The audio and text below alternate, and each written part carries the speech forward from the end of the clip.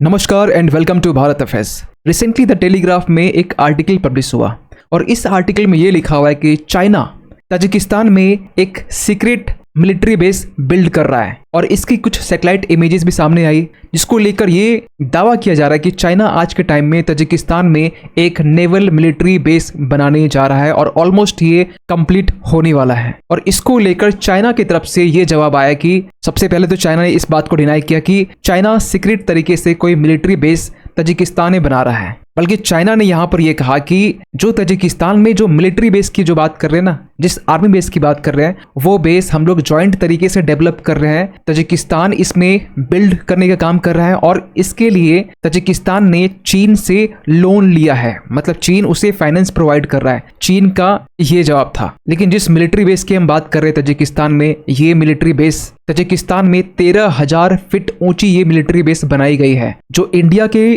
Perspective से भी ये काफी ज्यादा कंसर्निंग इशू होने वाला है। इस पर भी हम बात करेंगे, लेकिन आपको बताना चाहते हैं इसके रिगार्डिंग आपको वेरियस आर्टिकल्स मिल जाएंगे जहां पर चाइना के इस सीक्रेट मिलिट्री बेस के बारे में जिक्र किया जा रहा है। इवन के हिंदी मीडिया आर्टिकल्स भी आप देख पाएंगे कि बहुत सारे आर्टिकल्स के रिगार्डिंग पब्लिश हो रहे हैं। तो सबसे पहले हम बात करते हैं ताजिकिस्तान के बारे में, जो कि एक सेंट्रल एशिया के एक लैंड लॉक्ड कंट्री है। अगर आप थोड़ा जूम करके देखेंगे तो आप पाएंगे कि ताजिकिस्तान, जिसके आसपास जो देश है अफगानिस्तान, उज्बेकिस्तान, किर्गिस्तान, चाइना और नीचे पाकिस्तान, और ये वाला जो रीजन है नीचे आप ये जो रीजन देख पाएंगे जो पतली सी गली जैसी है, ये रीजन अफगानिस्तान का है जो ताजिकिस्तान से बॉर्डर शेयर करता है। आपको बता दें कि ताजिकिस्तान वो देश जो यूएसएसआर के डिसइंटीग्रेशन करने होने के बाद में ये देश अस्तित्व में आया। हालांकि यहाँ के जो तजिक जनजाति के लोग हैं, इन्होंने डिमांड किया कि एक देश होना चाहिए ताजिकिस्तान, और 1991 में जाकर ये देश का निर्माण होता है। आपको बता दें ये भी कि जैसे ही देश ताजिकिस्तान आज़ाद होता है, इसके बाद में 2 साल यहाँ पर सिविल वॉर का सिचुएशन होता है और फाइनली 1994 आने के बाद में यहाँ पर प्रेसिडेंट चुना जाता है, जो आज तक मींस 2024 तक वो प्रेसिडेंट ताजिकिस्तान में रूल कर रहा है। जिस तरीके से आप बाकी यूएसएसआर कंट्री से अलग हुए देशों को आप देख सकते हैं, इवन की रसिया को भी आप देख सकते हैं। और एक खास बात यह है ताजिकिस्तान में कि यहाँ पर रेयर मेटल जो होते हैं वो काफी ज्यादा यहाँ पर इनके भंडार पाए जाते हैं। कहा यह भी जाता है 50 से भी ज्यादा यहाँ पर रेयर मेटल्स पाए जाते हैं। उनमें से गोल्ड है, लिथियम है, यूरेनियम है, काफी ज्यादा जो भंडार है यहाँ पर आपको देखने को मिल सकते हैं, जो इनके लिए एक सोर्सेस ऑफ वेल्थ है। लेकिन सबसे बड़ा सवाल निकलता है कि चाइना क्यों आज के टाइम में ताजिकिस्तान में एक सीक्रेट मिलिट्री बेस कंस्ट्रक्ट कर रहा है, या ऑलमोस्ट एक है कि कंस्ट्रक्ट कर चुका है, और क्यों यहाँ की पर चाइनीज फुटप्रिंट देखे जा रहे हैं। इसके पीछे मल्टीपल्स रीजन है, लेकिन पहला जो रीजन सामने निकल के आ रहा है, तालिबान का डर। अब तालिबान का डर क्या है, इसके लिए थोड़ा मैप आपको देखना पड़ेगा। अगर आप देखेंगे कि जो अफगानिस्तान है और अफगानिस्तान में जो तालिबान है जो आज के टाइम में रूल कर रहा है, ये जो अपनी बॉर्डर है ताजिकिस्तान के साथ भी शेयर कर रहा है। आप अगर यहाँ पर देख पाएंगे, और यहाँ पर छोटी सी पतली गली आप देखेंगे तो यहाँ पर आप चाइना के साथ भी देखेंगे बॉर्डर शेयर कर रहा है। और चीन के लिए एक चिंता का विषय ये है कि इस बॉर्डर के रास्ते और ताजिकिस्तान के रास्ते चाइना में इलीगल तरीके से ओपियम सप्लाई किया जाता है। जी बिल्कुल वही ओपियम की हम बात कर रहे हैं, जो आज के टाइम में 2 जगह काफी बड़ी मात्रा में प्रोडक्शन की जाती है। सबसे बड़ा जो प्रोडक्शन भंडार है ये आपका गोल्डन ट्राइंगल है, जो म्यांमार, लाओस और थाईलैंड, ये तीनों देश मिला के बनते हैं। और दूसरे में गोल्डन क्रिसेंट है, जो कि ईरान, पाकिस्तान और अफगानिस्तान, ये तीनों जगह पर ओपियम की खेती होती है, प्रोडक्शन होती है, और यहाँ पर इलीगल तरीके से जो बॉर्डर है वहां पर सप्लाई किया जाता है। आपको बता दें कि इन्हीं रास्ते के जरिए जो इंडिया का जो पंजाब रीजन है यहाँ पर ओपियम सप्लाई किया जाता है। खैर चाइना की बात करें तो चाइना में भी अफगानिस्तान के रास्ते, इस बॉर्डर के रास्ते यहाँ से सप्लाई हो रहा था, लेकिन फिलहाल चाइना इस बॉर्डर को बिल्कुल कंप्लीटली यहाँ पर सील कर चुका है। लेकिन जो स्मगलिंग करने वाले वो क्या करते हैं, वो ताजिकिस्तान जाते हैं, और ताजिकिस्तान चाइना के बीच में बॉर्डर सील नहीं है, और इसी का एडवांटेज उठाते हुए यहाँ से ये चाइना में इलीगल तरीके से ओपियम की सप्लाई करते हैं। लेकिन ओपियम से चाइना इतना क्यों डरा हुआ है, देखिए इसके पीछे थोड़ा सा हिस्ट्री है, ब्रीफली आपको समझाना चाहेंगे। 1839 ये वो टाइम था जब फर्स्ट ओपियम वॉर होता है चाइना के बीच में और ईस्ट इंडिया कंपनी के बीच में, हम ये इन शॉर्ट कहें ब्रिटेन के बीच में। और उस वक्त ब्रिटेन इंडिया में था, इंडिया एक कॉलोनी थी, और ब्रिटेन यहाँ पर इलीगल तरीके से जो चाइना के जो यूथ है, जो यंग है, इनको ओपियम सप्लाई करता था। और इस बात को लेकर चाइना के जो शासक थे काफी ज्यादा चिंतित थे।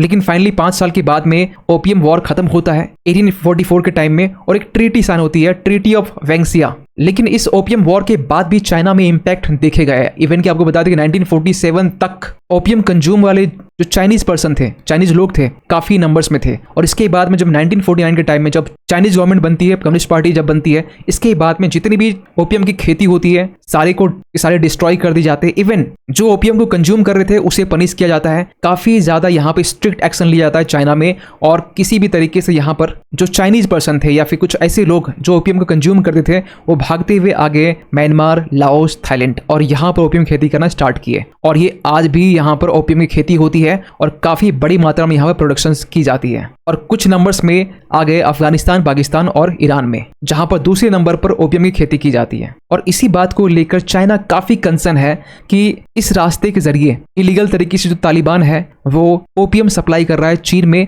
और ओपियम सप्लाई करने से आपको पता है कि ये एक नशीला पदार्थ है और चाइनीज गवर्नमेंट इसको लेकर काफी ज्यादा चिंतित है। दूसरे में रीजन यहाँ पे ये निकल के आता है कि आज के टाइम में ना, जिस तरह हमने शुरुआत में हमने आपको बताया कि तजिकिस्तान में 50+ रेयर मेटल्स पाए जाते हैं, उनमें से गोल्ड है, यूरेनियम है, लिथियम है, लेकिन चाइना की जो नजर है वो है लिथियम पर। आप ये आर्टिकल देख पाएंगे ग्लोबल टाइम्स की, चाइना और सेंट्रल एशिया के बीच में यहाँ पर एक न्यू एनर्जी कॉर्पोरेशन की बात की जा रही है। और जो न्यू एनर्जी कॉर्पोरेशन है ना, ये लिथियम की बात की जा रही है। लिथियम आज के टाइम में according to the International Energy Agency के तहत में last year 2 million electric vehicles worldwide में थे, और इसके लिए इलेक्ट्रिक व्हीकल्स के लिए चाहिए लिथियम।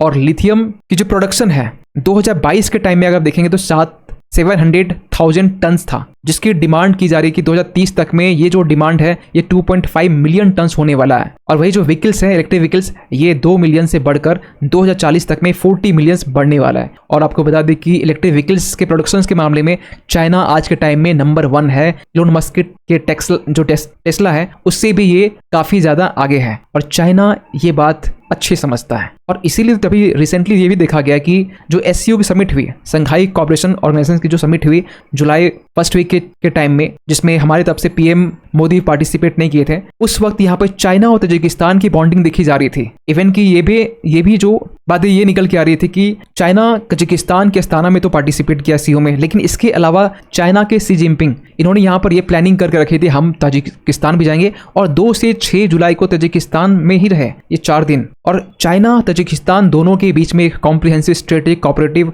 पार्टनरशिप ये बिल्ड करने की बात की जा रही है, जिसमें एक्चुअली होने वाला ये है कि तजिकिस्तान में चाइना अपनी स्ट्रेटेजिक इंटरेस्ट को बचाने के लिए तजिकिस्तान की जमीन को यूज करने वाला है, इन शॉर्ट अगर बताए तो। और जब चीन के राष्ट्रपति तजिकिस्तान में थे उस वक्त चाइनीज मीडिया में, ग्लोबल टाइम्स में जो आर्टिकल पब्लिश हो रहे थे, China, central Asia, China, Tajikistan, इस तरह के वेरियस आपको आर्टिकल्स देखने को मिल जाएंगे। आज से 2 वीक पहले की हम बात कर रहे हैं। इवन आपको ये भी बता दें कि चाइना आज के टाइम में तजिकिस्तान में रोड, रेलवेज, हाईवेज, बिल्डिंग्स, वहां की जो पार्लियामेंट है उसे कंस्ट्रक्ट कर रहा है, और एक ह्यूज नंबर में तजिकिस्तान गवर्नमेंट को लोन भी प्रोवाइड कर रहा है। खैर, नेक्स्ट रीजन यहाँ पर यह है, चाइना स्ट्रिंग ऑफ पल्स के जरिए, जिसमें सी रूट भी है, लैंड रूट भी है, इसके जरिए इंडिया को कहीं ना कहीं काउंटर करने की कोशिश की जा रही है। और जो सेंट्रल एशिया वाला जो पार्ट है, ये एक जंक्शन पॉइंट है जो चाइना के लिए काफी ज्यादा इंपॉर्टेंट रखता है। चाइना मानता है कि सेंट्रल एशिया में अगर पकड़ होगी तो इसके जरिए हम लोग यूरोप से, इसके जरिए हम लोग वेस्ट एशिया से, इसके जरिए हम लोग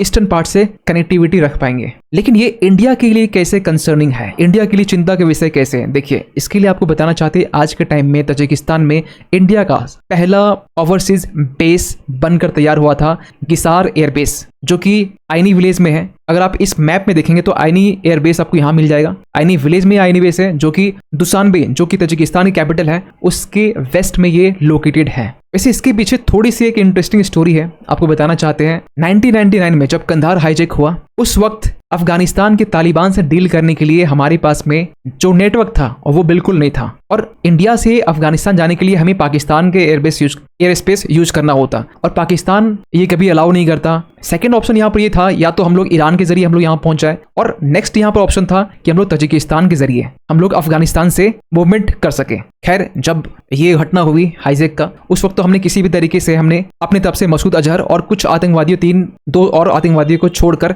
हमने जो पैसेंजर थे उन्हें बचाया गया। इसके बावजूद भी यहाँ पर 2022 के टाइम में आपने ये भी नोटिस किया होगा कि कुछ इंडियन और नेपाली पैसेंजर, यहाँ जो लोग थे जो अफगानिस्तान में फंस गए थे तालिबान की सत्ता आने के टाइम में, उस वक्त भी हमने यहाँ पर गिसार एयरबेस से ही हमने उन्हें यहाँ पर रेस्क्यू किया था। और इसलिए हमें यहाँ पर नीड हुई कि हमारे पास में तालिबान से डील करने के लिए एक ऐसा नेवल एयरबेस होना चाहिए जो अफगानिस्तान से बॉर्डर शेयर करता हो, जो अफगानिस्तान से बिल्कुल ये नजदीक हो।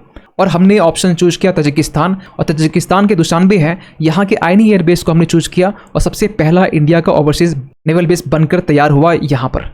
और ये जो बेस है गिसार एयरबेस, ये आज भी है, लेकिन हालात यहाँ पर ऐसे हैं कि आज के टाइम में इस आइनी विलेज में मेजॉरिटी ऑफ द जो पीपल्स है, जो लोग हैं यहाँ पर, वो चाइनीज लोग आपको देखने को मिल जाएंगे। और इसके पीछे रीजन है चाइना का खासकर बढ़ता हुआ इन्फ्लुएंस तजिकिस्तान में। तो ये जो एयरबेस है, ये इंडिया के गिसार एयरबेस को के लिए काफी ज्यादा कंसर्निंग और चिंता का विषय हो सकता है। वैसे आपको एक चीज और ऐड कर दे कि चाइना आगे भी फ्यूचर में भी नेवल बेस बनाने की तैयारी कर रहा है, चाहे वो इंडिया के सदर्न पोर्शंस की बात करे या फिर बाकी अफ्रीकन कॉन्टिनेंट की हम बात करें, तो आपको देखने मिल जाएगा कि यहाँ पर चाइना अपने नेवल बेस को किस तरीके से एक्सपेंड कर रहा है। इवन आपको बता दें कि चाइना एक टाइम तजिकिस्तान को ये भी कह चुका है कि 45% जो तजिकिस्तान की टेरिटरी है वो चाइना की टेरिटरी है, और ये चाइना लंबे टाइम से क्लेम करता आ रहा है। लेकिन अगर आपने ये सुना होगा, खासकर मेरे वीडियो में हमने एक वर्ड जिक्र किया था, heat frog syndrome. Basically China इसका यूज करता है, टेरिटरी को पहले अपने में बताता है, ताकि अगला जो देश है ना चाइनीज गवर्नमेंट से डील करने के लिए रेडी हो जाए और उस बिहाफ में चाइना उससे नेगोशिएशंस कर सके। खैर, ये जो सीक्रेट नेवल बेस है चाइना का तजिकिस्तान में, इसको लेकर आप क्या मानते हैं कमेंट कीजिएगा। और जाते जाते एक क्वेश्चन आप सभी के लिए कि एशिया का first health research related pre clinical network facility ये हाल ही में इनॉग्रेट किया गया है। आपको बताना ये कहाँ पर किया गया है, वाराणसी उत्तर प्रदेश, फरीदाबाद हरियाणा, जयपुर राजस्थान या इंदौर मध्य प्रदेश। सही आंसर कीजिए कमेंट सेक्शन पे। मिलते किसी अगली वीडियो में, तब तक के लिए थैंक यू सो मच।